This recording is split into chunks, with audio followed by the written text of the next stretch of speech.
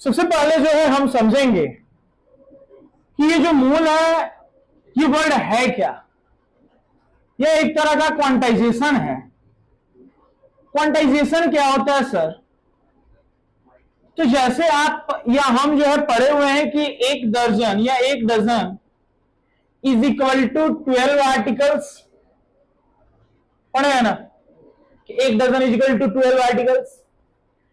एक quintal is equal to 100 KG, पढ़े हुए हैं।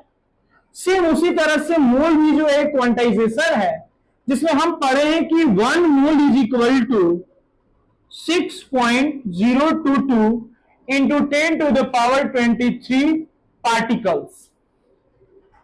अब ये पार्टिकल्स क्या है? तो पार्टिकल्स आपका मे बी आयन हो सकता है, एटम हो सकता है, या मॉलिक्यूल हो सकता है। इसको देने वाले थे आपके एवोगाड्रो साहब, जिसमें इसे हम जो है एवोगाड्रोस नंबर से भी जानते हैं।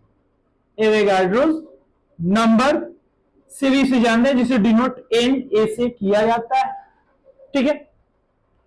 अब क्या है कि ये तो हो गया आपका मोल, जहां पे एक mole is equal to 6.022 into 10 to the power 23 particles होते हैं। हम टॉपिक पढ़ रहे हैं मोल कॉन्सेप्ट।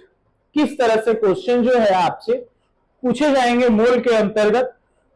तो आपसे पूछा जाता है कि बताइए कि नंबर ऑफ मोल इतने एटम में कितना होगा, या आपसे पूछ दिया जाएगा कि इतने मोल में number of particles like number of ions कितने होंगे, नंबर ऑफ एटम्स कितने होंगे।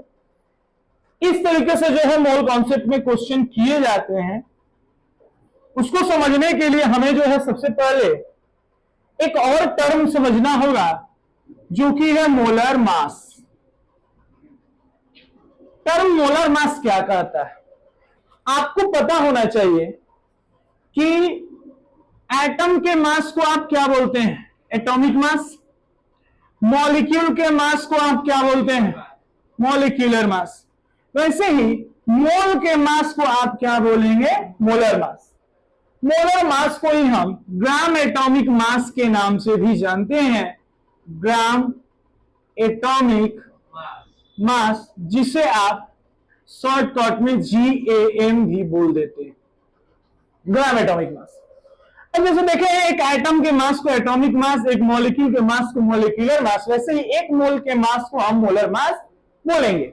और हमें पता है कि एक mole is equal to 6.022 into 10 to the power 23 particles होते हैं। अगर हम यहां बात करें कि 1 mole of carbon C12 atom, तो कितने कार्बन के एटम है? 6.022 into 10 to the power 23 carbon atom है C12 एटम। अगर एक मोल ऑफ कार्बन एटम बोला गया है, C12 एटम बोला गया है, इसका मतलब ये है कि 6.022 into 10 to the power 23 C12 atom present है एक मोल ऑफ C12 एटम में, कार्बन एटम में। अगर हम बात करें कि अगर मॉलिक्यूलर मास या एटॉमिक मास ही देख लें हम, बोलिए एक C12 एटम का मास कितना, मींस एक C12 का एटॉमिक मास कितना? आपको पता होना चाहिए 12 U, where U is the unified mass, और बोल सकते हो रिलेटिव मास के नाम से भी हम इसे जानते हैं। अब U जो है आपका, U का एक फिक्स वैल्यू होता है। U जो है, U आपका बना है कहां से भाई? तो U बना है मास ऑफ हाइड्रोजन से। बोलो एक मास मतलब हाइड्रोजन का जो है, एक हाइड्रोजन का मास कितना? 1.67 इंटू 10 टू द पावर -24 ग्राम, और किलोग्राम का बात करें तो -27 किलोग्राम। ठीक है, तो 1.67 इंटू 10 टू द पावर -24 ग्राम होता है एक हाइड्रोजन का मास, और वही एक हाइड्रोजन का मास यूनिफाइड मास कहलाता है। और U का वैल्यू जो है वो यही है 1.67 इंटू 10 टू द पावर -24 ग्राम।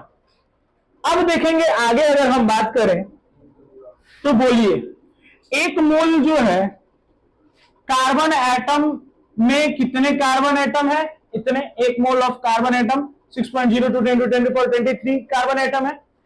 एक एटम का मास कितना? 12 इंटू 1.67 इंटू 10⁻24 ग्राम। ठीक है, तो इतने कार्बन एटम का जो है मास कितना? तो ओवरऑल मॉलिक्यूलर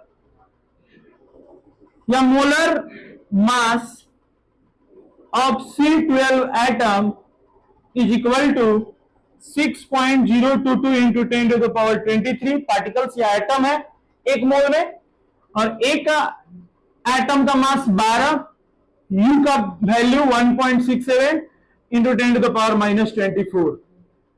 ठीक है, यहां तक ऐसे ग्राम है अंत में। इस चीज को जब हम चलेंगे सॉल्व करने, फिर क्या हम पाएंगे? यहां पे देखो, अगर इसको हम सॉल्व करेंगे तो हमारा जो है ऐसे आएगा। देखिए,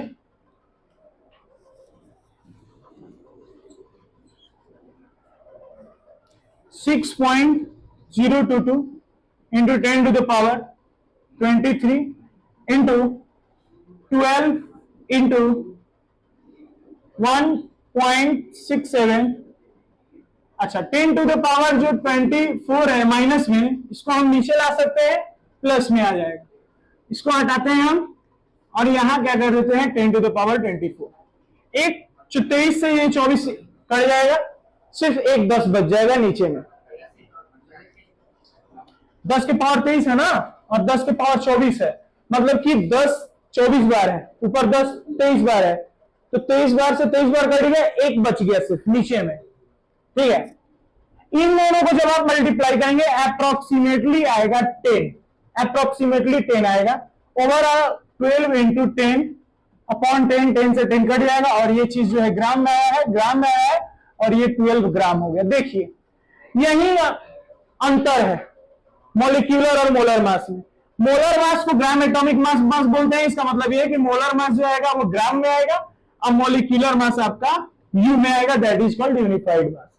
और कुछ इसी तरह से जो वो सोच समझ के इस नंबर को एक्सपेरिमेंट किया, इस नंबर को खोजे हैं, ताकि जो है सब कुछ करके जो है ग्राम में सेम वैल्यू आ जाए। अब यहां से फिर जो है आपका क्या होता है कि फॉर्मूले आते हैं। ठीक है, यहां पे फाइनली जो है आपको यहां पे जो है एक फॉर्मूला मिल जाएगा, जहां पे देखेंगे number of mole is equal to given mass upon molar mass. अब आपको क्या किया जा सकता है कि दो चीज देगा, मतलब कि दो कंपोजिशन दिए जाएंगे, एक का वैल्यू पूछा जाएगा, या तो नंबर ऑफ मोल पूछा जाएगा तो गिवन मास दिया रहेगा, मोलर मास आप निकाल सकते हो। मान लो कोई एटम का बात करें या कोई मॉलिक्यूल का ही बात कर दे, जैसे मान लीजिए कि बात कर रहा है सोडियम का, तो सोडियम का मास देगा वो कि इतने मास ऑफ सोडियम में कितना नंबर ऑफ मोल है। मोलर मास निकालना इजी है। कैसे? मोलर मास देखो एटॉमिक मास के बराबर ही हो रहा है या मॉलिक्यूलर मास के बराबर ही होगा, बशर्ते कि मॉलिक्यूलर मास निकालोगे या एटॉमिक मास निकालोगे तो यू में निकालोगे, यूनिफाइड में निकालोगे, बट मोलर मास में क्या लगा देना है? ग्राम लगा देना। तो जो भी मॉलिक्यूलर मास निकालोगे या एटॉमिक मास निकालोगे उसमें ग्राम लगा दोगे, वो मोलर मास हो जाएगा। ठीक है, तो एक चीज बताएगा, एक ऑलरेडी आपको दिया हुआ है, आपको एक निकालना रह जाएगा। एक और फॉर्मूला यहां से हो जाता है, number of mole is equal to number of particles, यहां पार्टिकल निकालने का बात हो रहा है, मतलब कि नंबर ऑफ एटम जब बोल रहे निकालने लिए, अपॉन एवोगाड्रोस नंबर, मतलब कि 6.022 इंटू 10⁻23 ऐसे। और अगर आप इसको एक साथ यूज करेंगे, सपोज दैट कभी जो है कि चूंकि दोनों इक्वल है तो ये जो है इसी के इक्वल में आ जाएगा। ओवरऑल आपको कुछ भी दे और कुछ भी पूछे आप बता सकते हैं, ये चीज आपको पता है, ये पूछा जाएगा, ये गिवन रहेगा, इजी है। ये गिवन रहेगा, ये चीज आपको पता है, ये पूछ सकता है, इजी है। मान लीजिए कि इन दोनों का बात ही ना करे, डायरेक्ट बात करें इसका, और ये दिया हुआ ये पता चल जाएगा, ये आप कर सकते हैं एक दूसरे को क्या करके, इक्वेट करके। जैसे एक फाइनल आपको हम फॉर्मूला दे रहे हैं, जहां पे number of mole is equal to आप लिख सकते हैं given mass upon molar mass is equal to number of 6.022 into 10 to the power 23 S